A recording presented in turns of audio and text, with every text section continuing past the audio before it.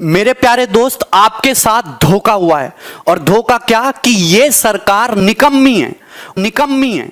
और जितने भी सरकार के लोग इस वीडियो को देख रहे हैं, मैं साफ साफ और सीधे शब्दों में कहना चाहता हूं कि तुम्हारी सरकार निकम्मी है। आप सबको पता है कि युवाओं के साथ कितना बुरा किया जा रहा है। वो अपनी मन की भड़ास कहां निकाले, उन सबकी मन की भड़ास मैं निकालूंगा। आज हम दिखाएंगे तुम्हें तुम्हारी औकात। इस समय भारत में 10 करोड़ से ज्यादा लोग किसी ना किसी तरीके की बेरोजगारी से जूझ रहे हैं। 2 करोड़ से ज्यादा लोगों की नौकरियां केवल और केवल इस कोरोना के टाइम में गई। 50 लाख से ज्यादा लोगों की नौकरियां केवल और केवल इस जुलाई के महीने में गई। अगर मैं कहूं कि चुनाव का नामांकन आज किया जाए, 2 साल बाद चुनाव कराया जाए, 1 साल बाद चुनाव का रिजल्ट आए और चुनाव में गड़बड़ी के कारण 3 साल कोर्ट में मुकदमा चलता रहे और उसके बाद कोर्ट उस चुनाव को निरस्त कर दे, तो सरकार में बैठे लोगों को और नेताओं को कैसा लगेगा? आज अगर हम ये सोच रहे हैं कि जो एनटीपीसी आरआरबी के एग्जाम में 2.5 करोड़ बच्चों से फॉर्म भरवा के 500 रुपए फीस वसूल के बोलते हैं कि 400 रुपए बाद में वापस करेंगे, कितना बढ़िया धंधा चल रहा है। कमाल का तरीका है साहब का रेवेन्यू वसूलने का, और सरकार का इस पे कोई ध्यान नहीं है। आज 1.5 से 2 साल होने वाले हैं एनटीपीसी और आरआरबी में। एक बार ये कहते हैं हमें कोई एजेंसी नहीं मिल रही एग्जाम कराने के लिए। फिर आपने जब फॉर्म हमसे भराए थे, जब हमसे फीस वसूली थी, तो क्या सोच के वसूली थी? लेकिन हमारे देश की मीडिया इन सबको दिखाने का उसके पास कोई टाइम नहीं है। वो बस एक मुद्दा पकड़ लेंगे, उनको भी पता है सबको मजा आ रहा है, यही दिखाओ, चिल्ला रहे हैं बुरी तरीके से। एक एंकर आप मुझे बता दो कि तमीज का है। अंजना ओम कश्यप, श्वेता सिंह और ये फलाने भाई साहब, रिपब्लिक टीवी वाले भाई साहब, क्या नाम है इनका, गोस्वामी जी, ये तो बुद्धि भ्रष्ट इनकी हो गई है। मैं सच बता रहा हूं, ये जितने बुरे कर्म कर रहे हैं, जितने लोगों की बद्दुआएं ले रहे हैं, आज से आप सबसे मैं गुजारिश करता हूं, आप सबके मां बापों से गुजारिश करता हूं कि इस मीडिया को बाइकआउट कर दो। आप सोचोगे कि क्यों, मैं आपको बता दूं, इसकी क्रेडिबिलिटी खत्म हो चुकी है। एक जमाना हुआ करता था जब मीडिया अगर कोई बात कहती थी तो सरकार की जवाबदेही बनती थी। आज मीडिया चिल्लाती रहे, मीडिया को कोई मतलब नहीं है, सरकार को कोई मतलब नहीं है। सरकार जरूरी नहीं समझती कि वो मीडिया के बात का जवाब दे, क्योंकि मीडिया बाइस हो चुकी है। मीडिया को न्यूट्रल होना चाहिए। आज देश के अंदर कोई पॉलिसी आती है तो मीडिया जनता से जाके सवाल पूछती है, जबकि उसको सरकार से पूछना चाहिए कि आप ये पॉलिसी लेके आए हो, इसको कैसे एग्जीक्यूट करोगे, कैसे लोगों तक फायदा पहुंचाओगे। वो जनता से सवाल कर रहे हैं उल्टा। ये कोई न्यूज है क्या यार? इसके बगैर मेरे को क्या खाना हजम नहीं हो रहा है। लेकिन अगली बात आती है जी, देखो कितनी अच्छी है ये ANI है, जो माना जाता है भारतवर्ष का एक बेहतरीन न्यूज एजेंसी है। ठीक है, बेहतरीन, क्योंकि आप देखेंगे जी, नरेंद्र मोदी जी अगर गुफा में भी घुसे हुए हैं तो सिर्फ एकमात्र यही फोटोग्राफर वहां पर मिलता है कि वो वहां अनुलोम विलोम कर रहे हैं और वो भगवान भोलेनाथ का जाप कर रहे हैं, तो ये वाला न्यूज चैनल हमेशा वहां पहुंचता है। लेकिन ये उन बच्चों के घर कभी नहीं पहुंचता जो बच्चे पेपर के रिजल्ट ना आने की वजह से सुसाइड करते हैं। ये कभी वहां नहीं पहुंचता, ये कभी वहां आवाज ही नहीं उठाता। लेकिन ये फर्जी ये यहां पहुंचता है कि Maharashtra actor Rhea Chakraborty and her brother Showik Chakraborty arrive at DRDO guest house. ये कोई न्यूज है क्या यार? इसके बगैर मेरे को क्या खाना हजम नहीं हो रहा है। लेकिन ये कोई न्यूज है क्या यार? इसके बगैर मेरे को क्या खाना हजम नहीं हो रहा है। लेकिन इसके अंदर इतनी बड़ी बुरी स्थिति बनती जा रही है जिसकी वजह से हर छात्र, हर अभिभावक और हर एक अध्यापक की नींद उड़ी हुई है। बात छोटी नहीं है, बात बहुत गहरी है। अगर ध्यान से नहीं सुनते हैं तो बात आने वाले 5 साल 4 साल में कोई सुनने वाला नहीं है। साल थोड़ा बैक जाऊंगा, बात करता हूं 3 अक्टूबर 2014 की, जब पहली बार नरेंद्र मोदी जी हमारे सम्मानित PM पहली बार मन की बात को लेकर हम सभी के सामने आए।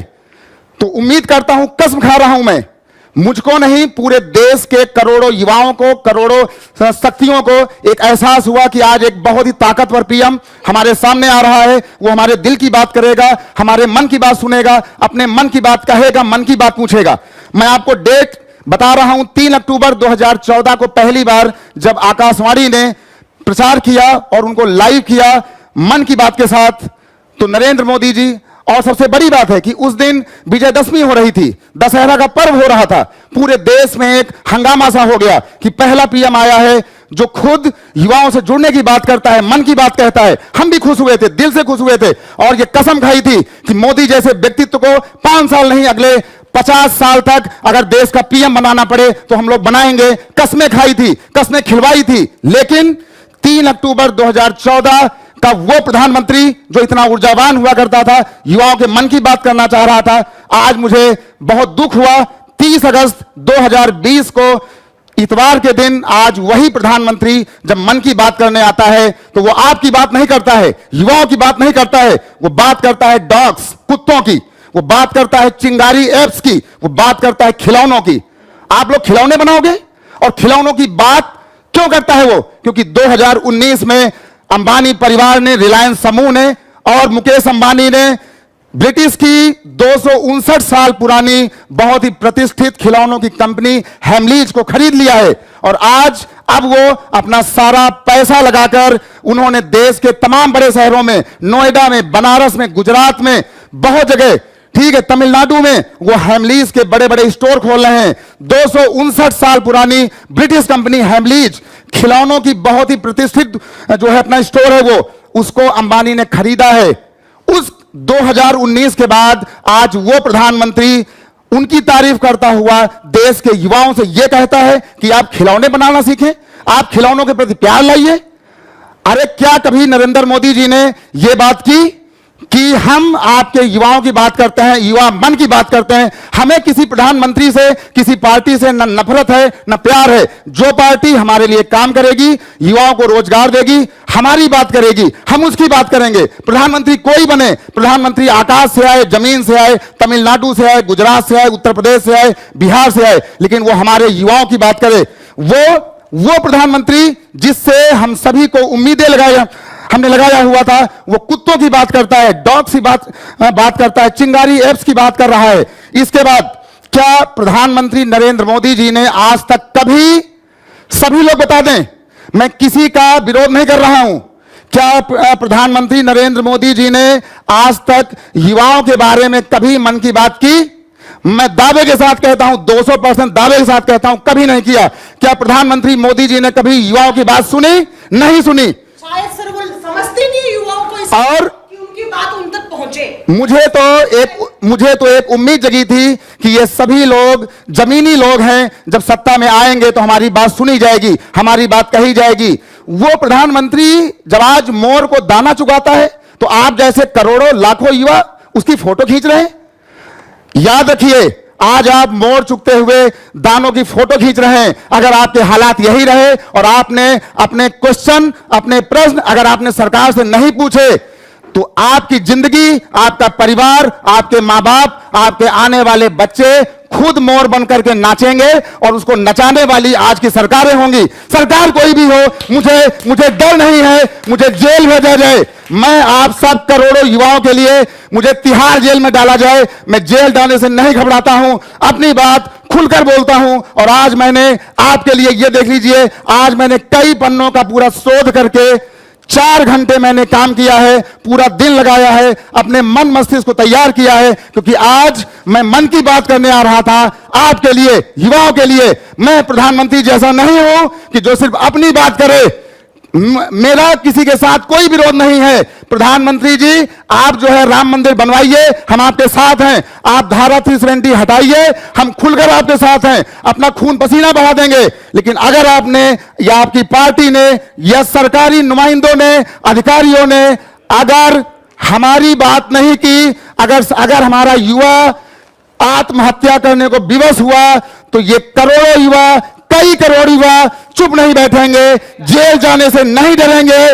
मैं खुलेआम कहता हूं। दूसरी बात, ये जो भांड मीडिया है, अमीश देवगन, न्यूज 18, इसके बाद वो जो एक रोज आता है, पूछता है भारत लेकर, उसका नाम नहीं, वो पूछता है भारत कैसे बड़बड़ा रहा है, मुझे समझ में नहीं आता। पूछता है भारत।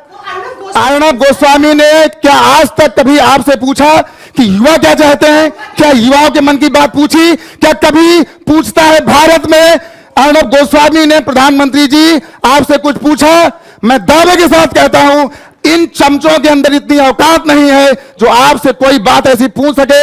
अमीश देवगन, आज तक ये जितने भी लोग हैं, इनको मैंने पिछले 4 महीने से देखना बंद कर दिया है और कसम खाई है कि मैं खुद, हमारी पूरे लोग, हमारे टीचर्स, हमारे बच्चे, हमारे साथी, हम खुद इतने ताकतवर हैं, हमारे पास करोड़ों लोगों की सब्सक्रिप्शन है, हम अपनी बात खुद उठाएंगे, आगे आएंगे, लेकिन इन बिहार मीडिया की बात नहीं मानेंगे, इनको हम बायकॉट करेंगे।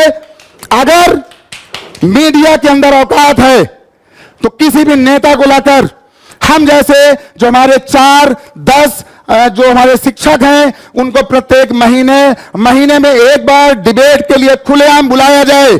अगर उनकी औकात है हम भी अपनी बात को रखेंगे, रखना जानते हैं, हमें बुलाया जाए और हम अपनी बात रखेंगे।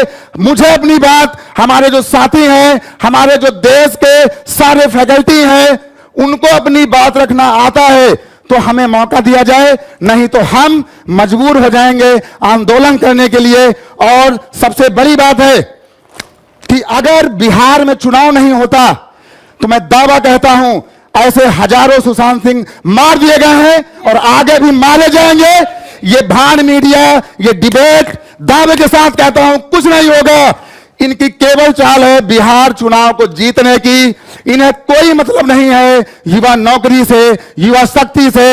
हमारी बात खराब हो तो आप करोड़ों बच्चों, आप मुझे गाली दो, मुझे गाली सुनना मंजूर है, लेकिन हम इन भाड़ नेताओं को, भाड़ मीडिया को और जो ये कमीने अधिकारीगण हैं जो इतना पढ़ लिख करके सरकार की नुमाइंदगी करने वहां पहुंचते हैं और आज वो आपकी बात नहीं उठाते हैं। सबसे पहले मैं ट्विटर पे जुड़ी हुई कुछ खास खबरें आपके साथ पेश करूंगा दोस्तों, और उसके बाद मुद्दे पर लेकर आना चाहूंगा। ये वो नामी गिरामी ट्विटर हैंडलर्स हैं जिनकी बातें पूरा का पूरा भारत ही नहीं, भारत के बाहर के लोग भी पढ़ते हैं, लेकिन कभी इन्होंने इस मुद्दे पर आवाज उठाई नहीं, जिसकी वजह से एक देश का भविष्य निर्धारित होता है। सबसे पहले देखिए द हिंदू ने क्या कहा है। आज सुबह के एक ट्वीट में इन्होंने ये कहा है कि भाई मेट्रो सर्विसेज को ये 7 सितंबर से शुरू कर देंगे और इनकी कैलिब्रेटेड सेंस होगी। ठीक है, कैलिब्रेटेड इनकी मैनर होगी। अब ये कैलिब्रेटेड मैनर क्या है ये भगवान जानता है, ठीक है ना। इसका मतलब जहां से सरकार को रेवेन्यू आना शुरू हो जाए वो सर्विसेज चालू कर दो, उसमें कोई दिक्कत नहीं, वहां कोरोना नाम की कोई चीज नहीं है। देश में जहां से रेवेन्यू आ सकता है उन चीजों को आप चालू कर दीजिए, उसमें कोई भी प्रॉब्लम नहीं है। तो ये द हिंदू का कहना है। जिस हिंदू को बच्चा सुबह हर रोज भागवत गीता की तरह पढ़ना चाहता है, वो बच्चा जो यूपीएससी, एसएससी और रेलवेज के एग्जामिनेशन की तैयारी करता है, जो भागवत गीता की तरह पढ़ता है, कुरान शरीफ की तरह पढ़ता है, वो हिंदू की खबर ये है। लेकिन इनके पास इतनी फुर्सत नहीं है कि ये देश के इस युवा के लिए रोजगार की मुद्दे को उठा सकें, जिसमें इनका कुछ भी नहीं लगता, लेकिन इनका सब कुछ बिगड़ता नजर आता है। मैं दूसरी खबर आपको दिखाना चाहूंगा दोस्तों। ये है हमारे हिंदुस्तान टाइम्स का एक ट्वीट, सुबह का ये ट्वीट है दोस्तों, और इन्हें देश के अंदर कोरोना फैला हुआ है और इनके लिए क्या इंपॉर्टेंट है, you are going to be sorely missed from CSK। तो ये सुरेश रैना जी की खबर हमें दिखाना चाह रहे हैं कि सुरेश रैना जी भारत के युवा वर्ग के रोजगार के लिए बहुत इंपॉर्टेंट रोल प्ले कर रहे हैं। मुझे शर्म आती है इस मीडिया के बिके हुए चेहरे को आपके सामने लाते हुए, और फिर मैं मुद्दे की बात करूंगा दोस्तों। ये देखिए, जिस जैसा न्यूज चैनल मैंने आज तक नहीं देखा, इसके नाम को पढ़कर देखकर मुझे बड़ी शर्म आती है। देखिए सर, उत्तर प्रदेश में बढ़ रही हैं आपराधिक वारदातें। अरे भाई साहब, अगर ये ट्वीट ना करें तो हमें पता ही नहीं चलता कि किसी स्टेट में वारदातें बढ़ रही हैं या वारदातें घट रही हैं। अगर ये ऐसा ना दिखाए तो हमें महसूस ही नहीं होता कि देश के अंदर वारदातें बढ़ रही हैं या वारदातें घट रही हैं। I can't believe this. खैर, एक और देखिए भाई साहब, ये है हमारे एनडीटीवी। ये लिखते हैं, Andhra man beaten head shaved over alleged theft at film makers home. एक फिल्म मेकर के घर कोई इंसान घुसा जिसको पीटा गया और उसके बाल गंजे कर दिए गए।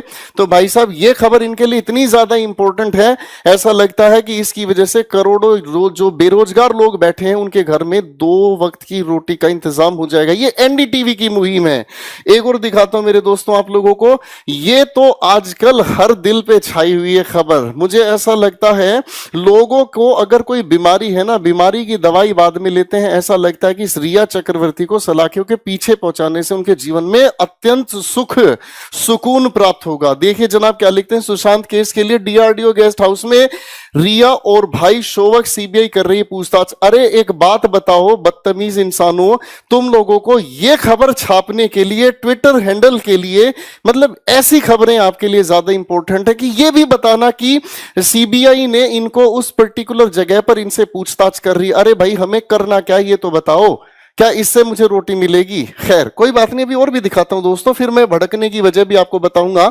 ये आपका प्यारा है जी हिंदुस्तान टाइम्स, और ये कहता है 4 फीट लंबा सांप इन्हें मिला साकेत मेट्रो स्टेशन में, ठीक है जी। और ये जनाब इस सांप को पकड़े हुए भी हैं।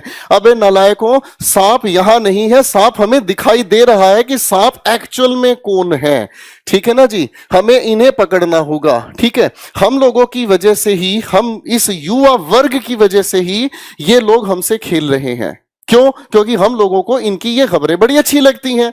मैं अपना फेसबुक चलाता हूं, उस फेसबुक के ऊपर यही स्पॉन्सर्ड मुझे बहुत सारी वीडियोस देखने को मिलती हैं, ऐसी न्यूज देखने को मिलती हैं, पर कहीं पर भी सरकार से ये सवाल पूछने वाला कोई नहीं है कि हमें रोजगार के लिए जो हमने रेलवेज के एग्जामिनेशन फिल किए, एसएससी के एग्जामिनेशन फिल किए, एग्जामिनेशन कंडक्ट हुए, उनका रिजल्ट कहां है, पर कोई पूछना। एक और देखो ना, अभी तो तुम्हें मैं ऐसे ऐसे चुटकुले सुनाऊंगा, आज भाई साहब रातों की नींद उड़ जाएगी। उनकी जो आने वाले टाइम में इलेक्शन में फिर से जीतने की उम्मीद करे बैठे हैं माई फुट। देखो भाई साहब, ये भाई साहब कंगना रनौत है, जिनका बहुत अच्छा अपना बॉलीवुड में नाम कमा लिया इन्होंने, और वो भी किस लिए?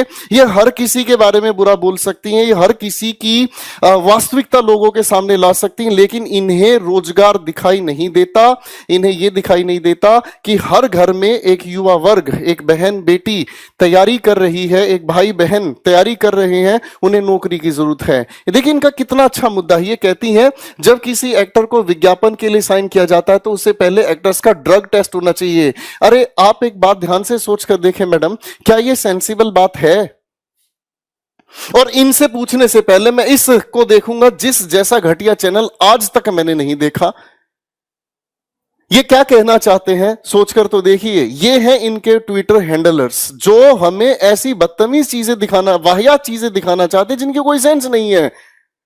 जब बात आती है देश के रोजगार पर तो बात उठती है मन की बात, वहां पर भी लेके चलूंगा, थोड़ा सा देखते रहिए, ठीक है जी। एक अगली बात आती है जी, देखो कितनी अच्छी है। ये ANI है, जो माना जाता है भारतवर्ष का एक बेहतरीन न्यूज एजेंसी है, ठीक है, बेहतरीन। क्योंकि आप देखेंगे जी नरेंद्र मोदी जी अगर गुफा में भी घुसे हुए हैं तो सिर्फ एकमात्र यही फोटोग्राफर वहां पर मिलता है कि वो वहां अनुलोम विलोम कर रहे हैं और वो भगवान भोलेनाथ का जाप कर रहे हैं, तो ये वाला न्यूज चैनल हमेशा वहां पहुंचता है। लेकिन ये उन बच्चों के घर कभी नहीं पहुंचता जो बच्चे पेपर के रिजल्ट ना आने की वजह से सुसाइड करते हैं। ये कभी वहां नहीं पहुंचता, ये कभी वहां आवाज ही नहीं उठाता। लेकिन ये फर्जी ये यहां पहुंचता है कि Maharashtra actor Rhea Chakraborty and her brother Showik Chakraborty arrive at DRDO guest house. ये कोई न्यूज है क्या यार?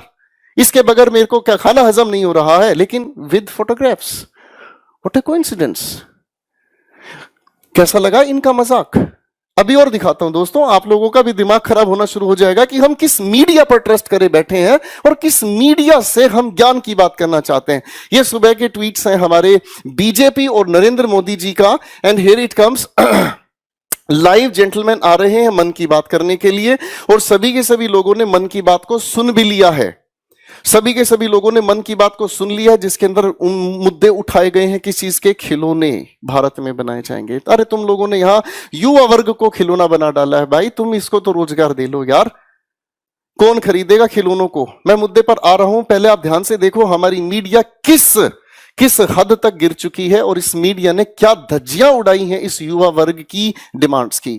आगे फिर से हमारे मोदी साहब कहते हैं, मुझे बहुत अच्छी फोटोग्राफ लगती है, इन्होंने अपने मुंह के ऊपर ये जो दुपट्टा सा लगा रखा है ना जी, मुझे बहुत अच्छा लगता है, क्योंकि इसके पीछे 2 अर्थ समझ में आते हैं कि एक, कुछ भी पूछोगे मेरे पास कोई जवाब नहीं है, ठीक है ना, और पूछोगे तो मेरे पास एक ही जवाब है, भाई कोरोना संकट आया, अपने घर चुपचाप बैठे रहो, भूखे मरो, रोजगार की उम्मीद मत करो।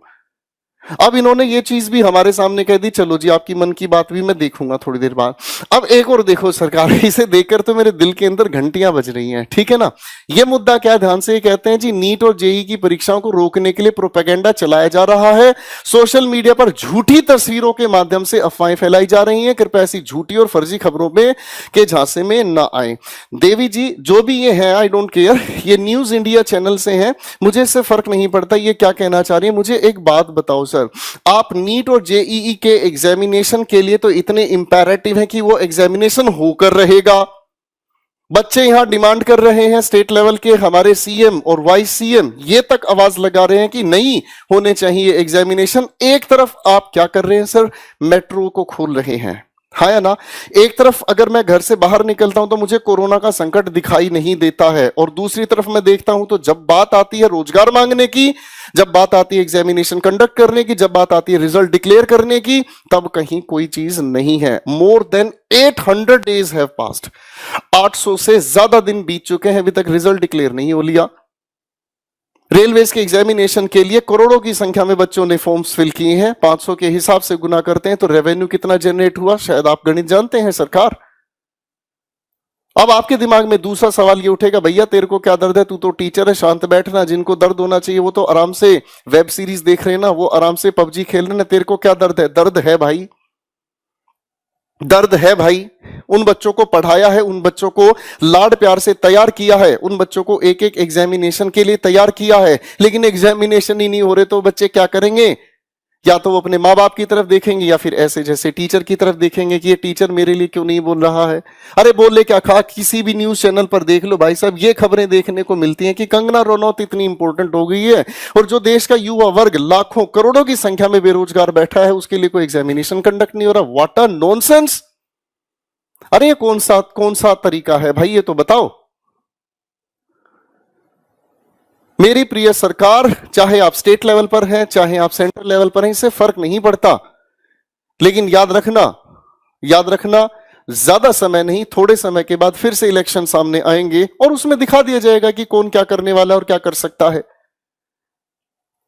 मेरी इस मीडिया से ये अपील है, मेरे इस छात्र वर्ग से ये अपील है, मेरे इस पेरेंट्स वर्ग से ये अपील है, मैं इन सभी के सभी टीचर समुदाय से एक छोटी सी रिक्वेस्ट कर रहा हूं, अगर किसी का किसी से मन मुटाव हो या किसी की किसी बात से आपस में नहीं बनती हो, डजंट मैटर, लेकिन अपने इस युवा वर्ग के लिए एक साथ एकजुट खड़े हो। 1 तारीख को एक ट्विटर मुहिम चलाई जा रही है जिसके अंदर हम सभी के सभी फ्रंट पर हैं। हम अपने बच्चों के लिए जी जान लड़ा देंगे, जल्दी से जल्दी रिजल्ट दिए एसएससी, वरना एक दूसरा रास्ता हमें समझ आता है, एक दूसरा रास्ता हमें समझ आता है, और वो रास्ता बहुत खूबसूरत हो सकता है कि जब से एग्जामिनेशन के रिजल्ट्स नहीं आ रहे हैं या जब से एग्जामिनेशन कंडक्ट नहीं किए जा रहे हैं, तब से इन सभी के सभी चयन बोर्ड की तनख्वाह को रोक दिया जाए। और मैं तो ये कहता हूं सर, जब ये काम ही नहीं करना चाहते, जब इनको काम करने के निर्देश ही नहीं, तो इनको घर बैठा दिया जाए। थोड़े दिन बेरोजगार रहकर दर्द तो देखो कैसा महसूस होता है। ये करोड़ों की संख्या में जो ये लोग यहां बेरोजगार बैठे हैं, जिस बच्चे ने अपने घर पर ग्रेजुएशन करके घर पर बैठ लिया है, उस माँ बाप को नहीं पता कि पेपर हो ही नहीं रहे, वो तो ये कहता है कब लगेगा तू नौकरी, कब खून खोलेगा तेरा, उसे पता ही नहीं चलता है। सरकार आपके लिए तो मजाक हो सकता है, और आपके ये पाले हुए ये जितने भी नमूने हैं सर, इनको देखकर हमें तो आज बड़ी शर्म आई। मैं सुबह से ट्विटर पर देख रहा हूं, शर्म आ रही है लगातार ये देखकर कि इस युवा वर्ग के लिए कहीं किसी भी मीडिया चैनल पर कहीं कोई आवाज नहीं है। और देखते हैं तो फिर वो रसोड़े में कौन था। व्हाट अ नॉनसेंस, तुम किस चीज की बात कर रहे हो यार, रसोड़े में कौन था।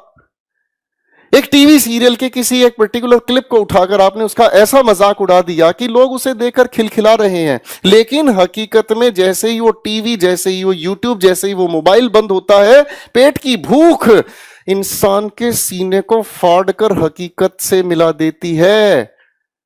जब तक 2 रुपए का रोजगार मेरे पास नहीं है, तब तक मेरा जीवन चल ही नहीं सकता। मैं आप सभी से एक छोटा सा अनुरोध करूंगा कि भैया 1 तारीख को 11 बजे हम ट्विटर पर मुहिम चला रहे हैं, या तो इस सरकार को जगा देंगे, नहीं तो सरकार को पूरी तरह से बेहोश कर देंगे। जितने भी यूट्यूब पर चैनल्स हैं आज तक, इन एनडीटीवी, जितने भी ये फर्जीवाड़ा चला रहे हैं ना सर, जो ये फर्जी हमारे सामने न्यूज दिखाने, मुझे का मतलब इस युवा वर्ग को किसी भी न्यूज से कोई लेना देना नहीं है। मुझे इनसे कोई लेना देना नहीं है आईपीएल में क्या हो रहा है क्या नहीं हो रहा है। मेरी रोटी नहीं चलती भाई इनसे, मेरी रोटी चलती है मेरे रोजगार से। तो इन सभी को दबा के डिसलाइक करो सर, सबको दबा के डिसलाइक करो, सभी के यूट्यूब चैनल्स पर जाओ, सभी को दबा के डिसलाइक करो। और जितने भी ये जो भी फर्जीवाड़े चल रहे हैं ना मेरे भाइयों, इन सभी के जाकर नीचे ट्विटर पर और लिखो वही कि speak for railways and SSC exams, कि हमारे लिए आवाज उठाओ, हमें इन फर्जी अखबारों की, इन फर्जी न्यूज से कोई लेना देना नहीं है। वरना फिर दूसरा रास्ता हमारे पास बहुत अच्छा है कि हर एक चयन बोर्ड की तनख्वाह को रोक दिया जाए और छटनी कर दी जाए। इनमें से जितना जल्दी हो इनमें रिट्रेंचमेंट किया जाए, इनमें से छटनी की जाए कि जो काम नहीं करना चाहते उन्हें तुरंत घर पर भेज दिया जाए और उनके लिए नए ऐसे काबिल अफसरों को बैठाया जाए जो एक निर्धारित समय पर एग्जामिनेशन ले सकें। देखिए जनाब, हम जानते हैं कोरोना संकट कहां तक है और कहां तक नहीं है। घर से बाहर हम भी निकलते हैं, हमें भी घर से बाहर निकलकर अपने 2 काम करने होते हैं। तो सर, ये जब आप यहां लिख रहे हैं ना कि कैलिब्रेटेड सेंस में आपकी मेट्रो चलेगी, तो हमें यह चीज बहुत अच्छे से समझ आती है कि आप अपना रेवेन्यू जनरेट करने के लिए तो सारी चीज सुविधाएं खोलते जा रहे हैं, लेकिन जहां रोजगार देने की बात आती है वहां ये बातें फर्जी लगती हैं। सर, दिल में दर्द होता है।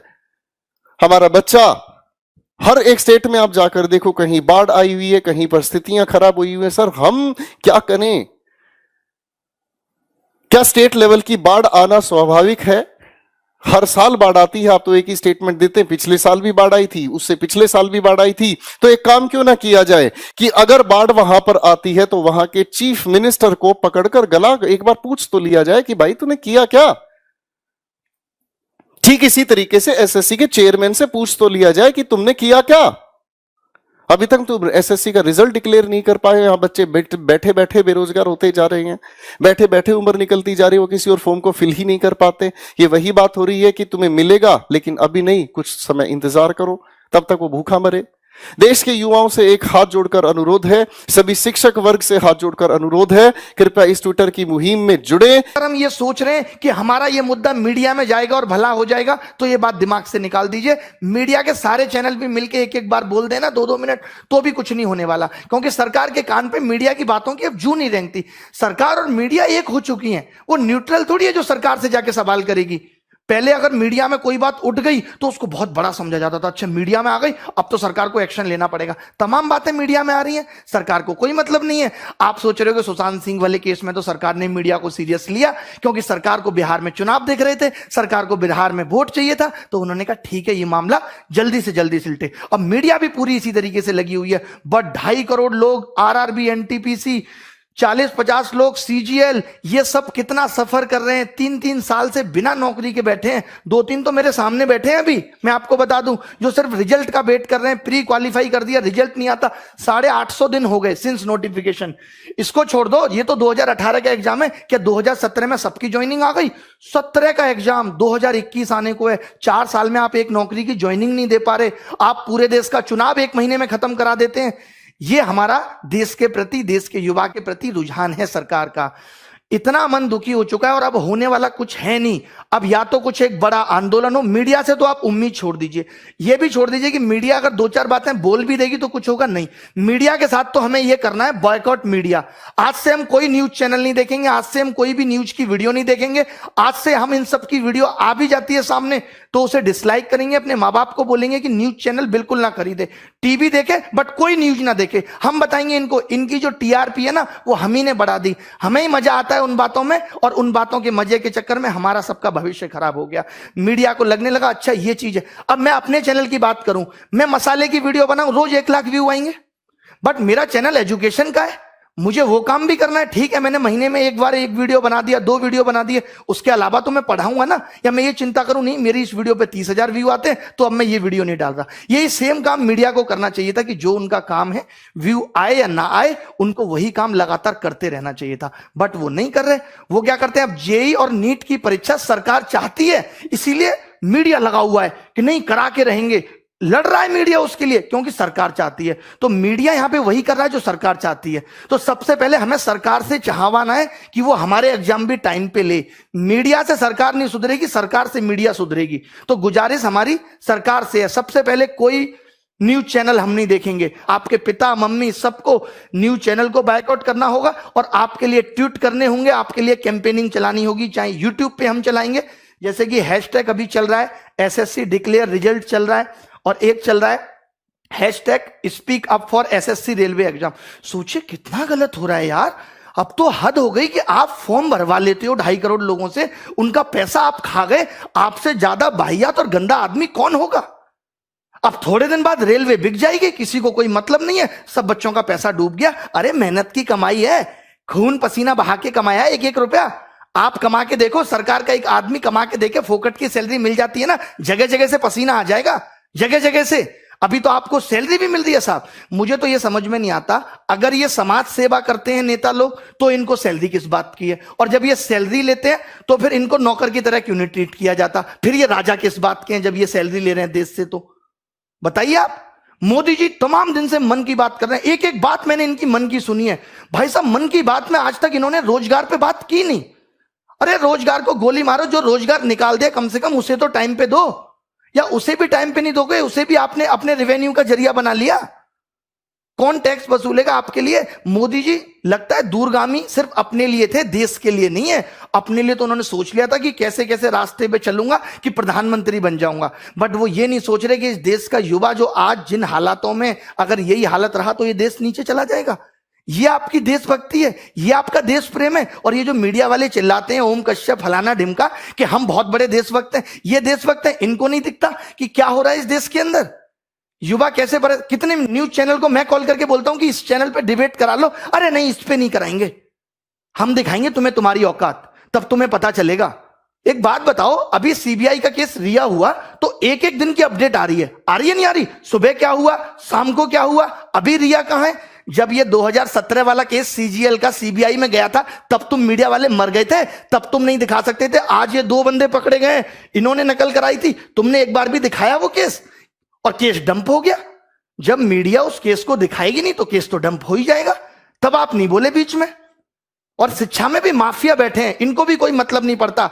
सबको लगता है अपना पैसा कमा के बैठे। अरे क्या बच्चों के बारे में सोचना? अरे हमने नहीं कमाया पैसा, क्यों नहीं सोचेंगे? तुम्हारे घर की दाल रोटी बढ़िया चल रही है तो चलाते रहो। कम से कम जिन बच्चों से आपने पैसा कमाया, जिन बच्चों की वजह से आप अरबपति बने बैठे हो, उनके बारे में तो सोचो, नहीं तो एक दिन खत्म हो जाओगे। मैं बड़े बड़े चैनल वालों से भी कहता हूं, सिर्फ यूट्यूब चैनल की बात कर रहा हूं मैं, आज सारे यूट्यूब चैनल को कसम है कि इन सब चीजों पर वीडियो बनाए, और ये बच्चों को भी कसम है कि वो इन वीडियो को वायरल करेंगे, चाहे वो किसी भी चैनल की वीडियो हो। एक वीडियो तो ट्रेंडिंग 1 जानी ही चाहिए। आज देखिए न्यू एजुकेशन पॉलिसी आई, सीईटी आया, एक न्यूज चैनल वाले ने तमीज से डिस्कशन नहीं किया, तमीज से सरकार का इंटरव्यू नहीं लिया जितेंद्र सिंह का कि आप बताओ इसको कैसे लागू करोगे। यार आप तो सिर्फ अंधकार में रख रहे हो। आपको लगता है हल्ला हो रहा है, चलो सीईटी फेंक दो, हल्ला हो रहा है, चलो ये फेंक दो, हल्ला हो रहा है, राम मंदिर घोषित कर दिया। सीईटी पे आपने कोई सवाल सरकार से नहीं पूछा। अरे देश में अगर कुछ हो रहा है, कोई योजना आ रही है, कोई नई चीज आ रही है, तो ये मीडिया की जिम्मेदारी है कि वो सरकार से जवाब मांगे और पूछे। यही काम मीडिया का होता था और वैल्यू भी होती थी मीडिया की। आज कोई वैल्यू नहीं है। मैं जरूरी नहीं समझता कि हमें न्यूज चैनल पे अपना मुद्दा लेके आना है, क्योंकि इनकी औकात नहीं रही है, बिल्कुल ही जीरो कौड़ी के लोग हो चुके हैं। सीधी सी बात है। पहुंचा देना इन तक भी ये वीडियो ताकि सुधर जाएं, नहीं तो बुढ़ापे में कोई पानी देने वाला पैदा नहीं होगा इनको, जो ये कर्म कर रहे हैं, जो लोगों की बद्दुआएं ये ले रहे हैं। जीना दुश्वार कर दिया यार आपने। मैं अपनी जगह रख के जब ये देखता हूं कि एक बच्चा जिसने 3 साल से तैयारी की और सिलेक्शन नहीं हो तो उस पर क्या बीतती है। जैसे बच्चों से कहते हो एफर्ट लगाओ, 3 साल बच्चा तैयारी करता है, 10 हजार 20 हजार रुपए यहां फीस भरता है। आपको पता है कैसे गुजारा करता है? एक इस आस में माँ बाप सोचते हैं चलो हमारे बच्चे की नौकरी लग जाएगी। आपको नहीं पता कि शिक्षा का इस तरफ बढ़ना चाहिए था। चलिए माँ बाप किसी का पढ़ा लिखा नहीं है, कम से कम बच्चा तो सिलेक्ट होकर घर की जिंदगी को बदले। आप वैकेंसी कम निकाल रहे हो, हमने ये भी एक्सेप्ट कर लिया, बट अब आप जो निकाल रहे हो उसको भी टाइम पे नहीं दे रहे। एक तो मैं कम लोगों को खाना खिलाऊंगा, जितनों को खिलाऊंगा उनको भी टाइम पे नहीं दूंगा जब तक भूखे ना मर जाए। ये कौन सी बात हुई? ये सब निकला था इन्होंने आरआरबी के एग्जाम में, बस सिर्फ और सिर्फ नोटिफिकेशन डालते रहे। 2.5 करोड़ बच्चों ने फॉर्म भरा, जैसा मैंने आज सर्च किया गूगल पे मुझे पता चला, और इन्होंने 500 रुपए फीस ली। बोले 400 वापस कर देंगे। अबे उधार ले रहे हो बच्चों से, शर्म नहीं आती तुम्हें? सरकार से मांगो ना कि 400 ले रहे हैं तुमसे वापस कर देंगे। बताओ, मुझे दोगे तुम 500 रुपए उधार, मैं भी दे दूंगा 6 महीने बाद। मजाक बना के रख दिया है।